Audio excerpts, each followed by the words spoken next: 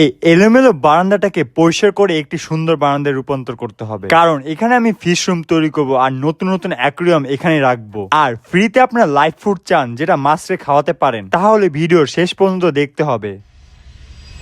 এই বারান্দাটা অনেক অপরিষ্কার, এখানে অনেক কিছু এলোমেলো করে পড়ে আছে। ঠিক মতন গোছিয়ে দেখি কি কি রাখা হবে আর কি কি ফেলে দেওয়া হবে। আর হ্যাঁ, গ্রিলের লগে নেট ছিল, নেটগুলো খুলে ফেলছি। নেটটা খোলার পর দেখি অনেক ধুল জমে আছে, কাপড় দিয়ে ভালো মতো পরিষ্কার করে নিয়েছি। তারপর বারান্দার মধ্যে যে প্লাস্টিকের জিনিসপত্র ছিল সবকিছু বস্তার মধ্যে রেখে নিয়েছি। তারপর এক এক করে বিম ব্যাগ, বস্তা এবং জিনিসপত্রগুলোকে সরিয়ে জায়গায় রেখে ঝাড়ু দেওয়ার পর ভালো মতো পানি ঢেলে নিয়েছি, কারণ ছিল এই জায়গাটা অনেক অপরিষ্কার, ভালো মতো মুছে নিতে হবে। কিন্তু যেখানে গাছগুলো ছিল সেখানে এখন অনেক দাগ পড়ে আছে, ভালো মতো মুছার পরও দাগগুলো উঠতেছে না। তারপর রাতের বেলায় নেট লাগানোর কাজটা শুরু করে নিয়েছি। বারান্দায় 2 রকম নেট ব্যবহার করেছি, নিচে এবং উপরের মধ্যে পার্থক্য রয়েছে, কারণ একটি নেট দিয়ে সম্পূর্ণ জায়গাটাকে ফিল আপ করতে পারছিলাম না। কিছু কাজ বাকি ছিল, সেটা সকালবেলা শেষ করে নিয়েছি। একদিনের মধ্যে এতগুলো ময়লা জমে গেছে, কারণ এটা বারান্দা। তারপর বারান্দাটা এত অপরিষ্কার ছিল, ভালো মতন ঝাড়ু মেরে নিয়েছি। ঝাড়ু মারা শেষ হওয়ার পর অবশ্যই আমি